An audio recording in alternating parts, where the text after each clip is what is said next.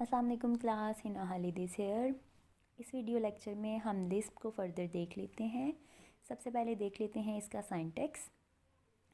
Lisp has a different syntax than C like language. मतलब कि जो हमारे पास लिस्प लैंग्वेज है उसका सिंटैक्स सी लाइक लैंग्वेजेस से डिफरेंट है, ठीक है। सी प्लस प्लस, जावा और सी हैश से डिफरेंट है। बिकॉज जो हमारी लिस्प लैंग्वेज होती है ये फुल्ली पैरेंथेसाइज्ड लैंग्वेज होती है, ठीक है। जो भी ऑपरेशन हमने करना है उसको हमने पैरेंथेसिस में लिखना है। Because it uses parenthesis, uses prefix notation. Prefix और पोस्टफिक्स का कॉन्सेप्ट आपको याद होगा, वो आपने माइंड में रखना है। और ये चीज़ आप लोगों ने रिमेंबर करनी है कि जो लिस्प लैंग्वेज है वो प्रीफिक्स को फॉलो करती है। For example, the expression to add 1 and 2 would be like कि ये जो हमारे पास अगर हमने दो कोई भी जो हमारे ऑपरेंड्स हैं उन दोनों को हमने ऐड करना है, ठीक है। दो जो हमारे ऑपरेंड्स हैं हमने उनको ऐड करना है इन लिस्प लैंग्वेज। तो हम किस तरह से ऐड करेंगे?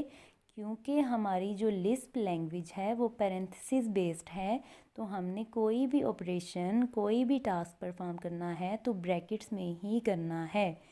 तो हम पहले प्लस का सिंबल लगाएंगे। प्लस का सिंबल लगाने के बाद जिस पे ये ऑपरेशन करना है उन एलिमेंट्स को लिख देंगे।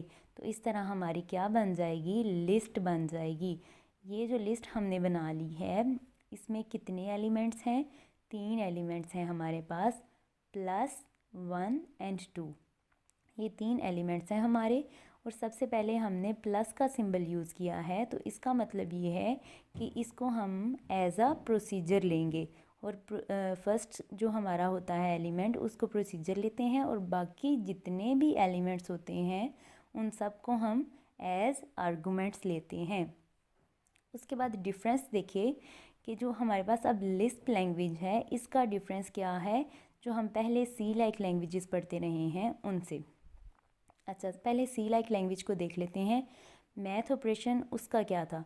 ये देखें, आपको एक एक्सप्रेशन नज़र आ रही है। उस एक्सप्रेशन में क्या है? दो हमारे पास ऑपरेंड्स हैं जिन पे एक ऑपरेशन परफॉर्म हो रहा है। कौन सा ऑपरेशन?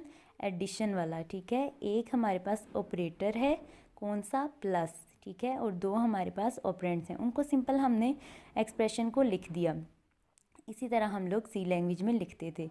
लेकिन लिस्प में हमने क्या करना है कि पहले हमने ऑपरेटर को लिखना है, पहले हमने ऑपरेटर को लिखना है और फिर हमने ऑपरेंड्स को लिख देना है।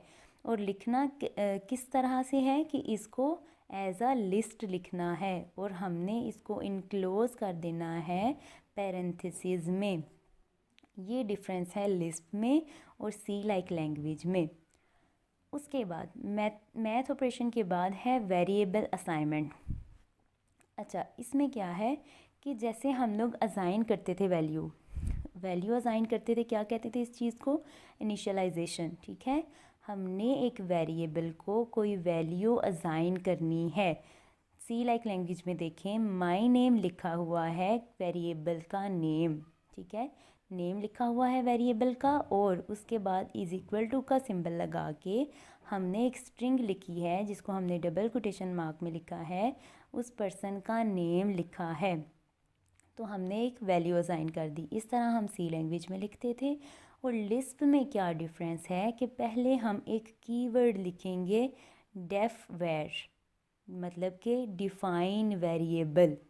ये DEF किस चीज़ को रिप्रेजेंट कर रहा है? डिफाइन को। और VAR वेरिएबल को रिप्रेजेंट कर रहा है कि हम इस लाइन में किस चीज़ को डिफ़ाइन कर रहे हैं? वेरिएबल को डिफ़ाइन कर रहे हैं। वेरिएबल का नाम क्या है? My name. और जो हमने इसको वैल्यू असाइन करनी है वो क्या है? डेविड। ये डिफरेंस है लिस्प में और सी लैंग्वेज में। उसके बाद है इन्वोकिंग फंक्शंस। इन्वोकिंग फंक्शंस हम किसको कहते हैं? जो हमारे आउटपुट फंक्शंस होते हैं। इनपुट फंक्शन हमारा होता था सी लाइक लैंग्वेज में स्कैन-एफ और आउटपुट फंक्शन होता था प्रिंट-एफ, ठीक है, जिनकी डेफिनेशन हमारे पास होती थी स्टूडियो डाटा एच में, ठीक है, standard input output header file में। अच्छा, ये सी लाइक लैंग्वेज में हमने किस तरह से इन्वोकिंग फंक्शंस को लिखा कि सिंपली हमने प्रिंट एफ का बिल्ट इन फंक्शन यूज़ कर लिया और फिर क्या किया, जो भी हमने प्रिंट करना है उसको लिख दिया। अब लिस्प में हम देखते हैं लिस्प में कौन सा फंक्शन यूज़ होता है, राइट लाइन। ठीक है, आउटपुट के लिए कौन सा बिल्ट इन फंक्शन यूज़ होता है लिस्प में, राइट लाइन। ठीक है, उसके बाद इफ़ एल्स का डिफरेंस देखें। सी लाइक लैंग्वेज में हम कैसे करते थे, सिंपली हम एक कंडीशन पहले लिखते थे। ठीक है, इफ़ एल्स हम लोग लिखते थे जब, तो हम लोग क्या करते थे, सबसे पहले स्टार्ट में हम इफ़ का कीवर्ड लिख लेते थे, उसके बाद हम ब्रैकेट में क्या लिखते थे, कंडीशन, कि अगर ये कंडीशन ट्रू हुई तो ये एग्जीक्यूट होगा। एल्स, एल्स पे हम कब जाते थे, जब हमारी कंडीशन फॉल्स हो जाती थी। इस तरह से सी लाइक लैंग्वेज में था। अब देखें, हमने कहा कि लिस्प लैंग्वेज फुल्ली पैरेंथेसाइज्ड है, तो हमने जो इफ़ वाला भी लिखना है, इफ़ कीवर्ड को भी जो यूज़ हमने करना है उसको भी हमने ब्रैकेट में ही लिखना है, कुछ भी हमने ब्रैकेट से बाहर नहीं लिखना। तो हमने क्या किया, ब्रैकेट लगा दी पहले, फिर इफ़ का कीवर्ड लगा दिया। हमने फिर बोला था कि हमने जो भी ऑपरेशन करना है उसको हमने एज अ लिस्ट बना लेना है। ठीक है, और सबसे पहले ऑपरेटर को लिखना है, जो भी ऑपरेशन हमने परफॉर्म करना है उस ऑपरेटर को लिख देना है हमने। ऑपरेटर को लिखने के बाद हमने जिस चीज़ पे ऑपरेशन परफॉर्म करना है उनको एज आ आर्गूमेंट पास कर देना है।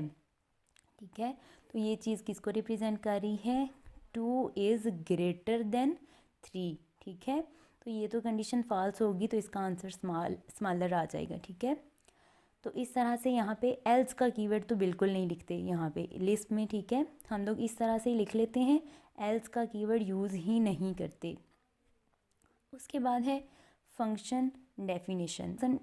फंक्शन डेफिनेशन हमारे पास क्या होती थी सी लैंग्वेज में, पहले देखें क्या किस तरह से है, इंट, ऐड, और उसके बाद हम लोग क्या करते थे, पैरामीटर्स पास कर देते थे। ठीक है, किस तरह से हम लोग सी लैंग्वेज में लिखते थे, इंट, ऐड, और उसके अंदर क्या कर देते थे, पैरामीटर्स पास कर देते थे। इंट क्या होता है हमारा, रिटर्न टाइप, और उसके बाद फंक्शन का नेम, और तीसरी चीज़ क्या होती थी, पैरामीटर्स। रिटर्न टाइप जो हमारी होती है, जो हमने इंट लिखी हुई है, वो क्या इंडिकेट करती थी कि हमारा जो फंक्शन है वो क्या रिटर्न करेगा। ठीक है, यहाँ पे इंट लिखा हुआ है तो इसका मतलब है ये जो फंक्शन है वो क्या इंडिकेट करेगा, इंटीजर वैल्यूज़। अच्छा, ये चीज़ तो हो गई सी लैंग्वेज में। ठीक है, उसके बाद लिस्ट में हम लोग क्या करते हैं, एक कीवर्ड यूज़ करते हैं, डिफन। ठीक है, फंक्शन को डिफ़ाइन करने के लिए ये वाला कीवर्ड हम यूज़ करते हैं। उसके बाद हम क्या करते हैं, फंक्शन का नेम लिखते हैं, जो क्या नेम है, नेम तो हम कोई भी लिख सकते हैं। हमने नेम रख लिया ऐड, ऐड हमने इसलिए रख लिया क्योंकि हमने एडिशन का ऑपरेशन जो है वो परफॉर्म करना है। अच्छा, अब जब इसमें हम लोग करेंगे पैरामीटर्स को पास, तो हमें ज़रूरत नहीं है कि हम इसको साथ में डाटा टाइप भी इसकी लिखें। ठीक है, और फिर हम लोगों बाकी अगला ऑपरेशन आप लोगों को पता है कि किस तरह से करना है। उसके बाद है हम थोड़ा डिटेल से देख लेते हैं बिल्डिंग ब्लॉक्स को। 3 बिल्डिंग ब्लॉक्स हमने पढ़े थे लिस्ट के, वो कौन कौन से थे, एटम, लिस्ट और स्ट्रिंग। ठीक है, सबसे पहले है atom. An atom is a number और स्ट्रिंग ऑफ कंटिग्यूअस कैरेक्टर्स। कंटिग्यूअस का मतलब होता है कि मतलब एक कंसेक्टिव। ठीक है, अब कंसेक्टिव समझ लें, इसका मतलब कि जो एक ही सीक्वेंस में होता है जिसमें कोई भी स्पेस नहीं होती। ठीक है, जिसमें कोई भी स्पेस नहीं होती। It includes numbers and special characters. इस तरह से देखिए, इसकी एग्जांपल्स में देखें, किसी में भी आपको स्पेस नज़र नहीं आ रही होगी। और दूसरी चीज़ ये कि यहाँ पे नंबर भी हैं, ठीक है, इंटीजर्स भी हैं, और हमारे पास स्ट्रिंग्स भी हैं। स्ट्रिंग्स क्या होती हैं, कम्बिनेशन ऑफ कैरेक्टर्स। ठीक है, और कोई ऐसी वैल्यू भी है जहाँ पे सिर्फ इंटीजर्स वैल्यूज़ हैं, कोई ऐसी वैल्यू भी है जहाँ पे सिर्फ हमारे पास स्ट्रिंग है और इन दोनों का कम्बिनेशन भी है। ठीक है, लेकिन स्पेस किसी में भी नहीं है। उसके बाद है लिस्ट, सीक्वेंस ऑफ एटम्स और अदर लिस्ट इनक्लोज्ड इन पैरेंथेसिस। लिस्ट क्या होती है, सीक्वेंस होती है एटम्स का, लेकिन पैरेंथेसिस में इनक्लोज हुई हुई। ठीक है, ये इसकी एग्जांपल्स हो गई। उसके बाद है स्ट्रिंग, कम्बिनेशन ऑफ करेक्टर्स, जिसको हम इनक्लोज करते हैं डबल कोटेशन मार्क्स में। ये है फर्स्ट लिस्ट प्रोग्राम। किस तरह से लिखते हैं आपको पता है कि इसका बिल्ट इन फंक्शन क्या है। आउटपुट के लिए राइट लाइन, ठीक है, तो राइट लाइन के बाद जो भी चीज़ हम डबल कोटेशन मार्क्स में लिखेंगे वो आउटपुट हो जाएगी, जैसे हम लोग प्रिंट एफ में करते थे। और इसमें डिफरेंस क्या है कि हमने ब्रैकेट्स लगा दी, ठीक है। तो इस प्रोग्राम का हमारे पास आउटपुट क्या आएगी, हेलो वर्ल्ड। उसके बाद है प्रीफिक्स, पॉलिश और prefix notation. No concepts of operators for primitive types, ठीक है। Simple arithmetic operations also follow function calling syntax.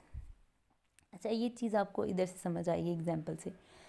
देखें यहाँ पे कि फंक्शन नेम पहले लिखा हुआ है और फिर सारे आर्गूमेंट्स पास हुए हुए हैं एन तक। एन का मतलब होता है कि मतलब जहाँ तक भी वैल्यूज़ हैं, ठीक है, n values, n number of values, ठीक है। सबसे पहली चीज़ यहाँ पे कौन सी लिखी हुई है, एक लिस्ट बनी हुई है +2 5। तो हम इस पे क्या कर देंगे, कौन सा ऑपरेशन परफॉर्म कर देंगे, प्लस वाला ऑपरेशन, ठीक है, एडिशन वाला ऑपरेशन। इसका आंसर आ गया 7। उसके बाद आपने एडिशन करनी है। यहाँ पे देखें ऊपर जो फंक्शन नेम लिखा हुआ था, आर्गूमेंट्स, मतलब कि जितने भी आर्गूमेंट्स हैं वो आपने पास कर देने। और फंक्शन नेम के किस चीज़ को इंडिकेट कर रहा है कि कौन सा ऑपरेशन परफॉर्म हो रहा है, कौन सा प्रोसीजर हो रहा है, ठीक है। तो यहाँ पे प्लस हो रहा है, ठीक है। तो ये देखें अकॉर्डिंग टू सिंटैक्स बिल्कुल सही लिखा हुआ है। पहले फंक्शन नेम है और फिर जितने भी हमने आर्गूमेंट्स पास करने हैं वो सारे हमने पास कर दिए और इन सब पे ऑपरेशन परफॉर्म हो गया।